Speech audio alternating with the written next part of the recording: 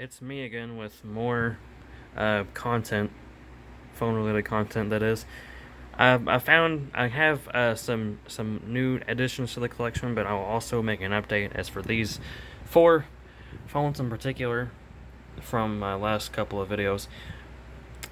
First off, the Sanyo SCP-3100 does work, so that's neat. The battery that came with it was swollen. In fact, I still have it right here. I'll have to get rid of that soon. But yeah, this phone does work, so that's good. Then we have this one. This one's a weird case. I ordered a SIM card for it so I could use it, right? Well, for some reason it turns out that freaking it doesn't want to work anymore for some reason. It just doesn't turn on. It doesn't work if I put a battery in it. It doesn't work if I put it on the charger. It just doesn't do anything now for some reason. All that's changed since I last used this phone is that I set it on my shelf for a week while waiting for the SIM card to arrive. And just to prove that the battery has power,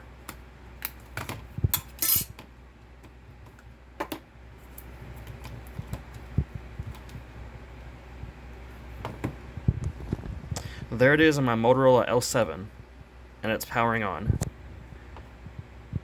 So, I think at this point it's safe to say that this Motorola i335 is probably done for, which is weird because I just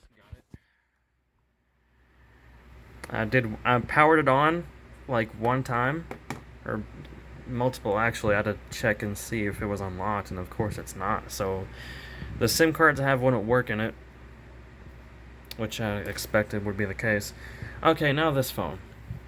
Turns out the K790A, it doesn't actually have a white screen of death for some reason. It just was doing that because I was trying to power it on a dead battery, and Sony Ericsson phones are notorious for not doing that. But yeah, it does work. It's actually pretty cool, although it is beat up. Camera works, obviously. Although, of course, the sound quality is not good on the video camera. The camera quality is fine. I haven't done a really in-depth test of it, but I will probably do it eventually. Okay, on to the next thing. This one's from the last video. The SCHI 730. I didn't manage to find a charger for it just yet, but I did find a new battery. Turns out the one that was in there was bad, so I got a new battery for it, and it works. It's powering on, as you can see. But yeah, the battery that came with it started to swell up when I charged it, so that battery is no good. But yeah, this phone works. I don't feel like aligning the screen right now. I'll do that later, or just turn it off. Okay, now for the finds, the new finds since last time. This is a Motorola V551 that is branded to AT&T Wireless, and I have never seen any AT&T Wireless branded Motorola phone before, so I decided to keep this one, although I originally got it as a parts donor for my V557 that was my grandma's phone that was passed down to me because the flex cable was gone on it and it's just ripped and destroyed. But the board still works. I put it in this phone and tested it and it works just fine. But I decided to keep this one since it is an uncommon variant of a phone. So there it is. This was a parts donor for my Motorola Karma QA1 because that's what it is. But I tried to put the board from that into this case. Turns out the board I already had has issues, so I just copy all the stuff off of the old one, and this is the one that's gonna stay in my collection.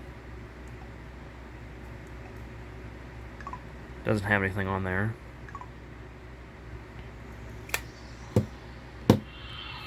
Okay, last but not least, we have this LG KC550.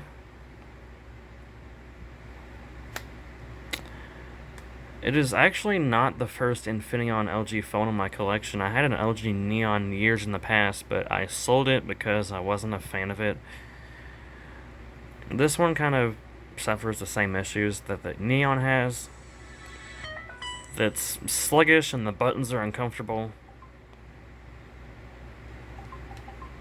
And the more I've used it, the more I've kind of broke the buttons in. So it is better than it was when I first got it, but still not great. I don't like the Flash UI. The UI on this phone is powered by Flash and it sucks. But it is a camera phone. Like the K790. So I can use it to take photos, and soon enough I might do a camera quality test. Okay, I guess the camera just doesn't want to freaking load. Yeah, loading. Okay, that's never happened before. It worked when I last used it. What's the problem? I think I was having a hiccup of some sort. Let's try that again. While we're waiting, let's try this. Do I have a stylus? Yes, I do. God, I hate doing this.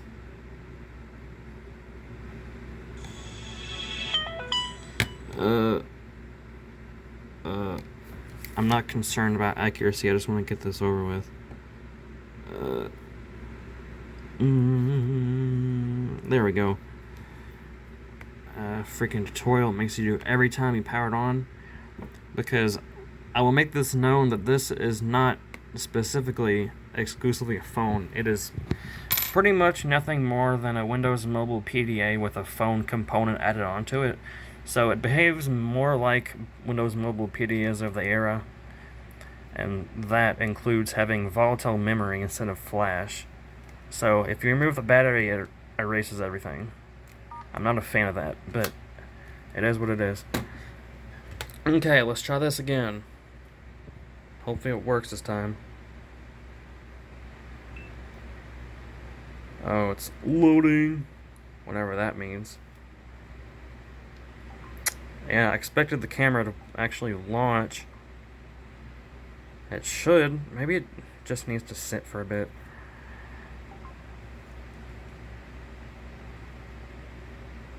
There it is. Yeah. What I thought, just had to sit for a second. Yeah, the camera is alright. I haven't done a full test, but I will eventually. It is a neat phone, although it's kind of feels a little cheapy, I guess. Buttons are not comfortable. Keypad leaves to be desired. It's kind of small, but it is fine. It is neat, that's for sure. Has a SD slot. Yeah. Oh yeah, it also lets you use it without a SIM card, so that's cool. Anyways, that's it for this video. Until next time.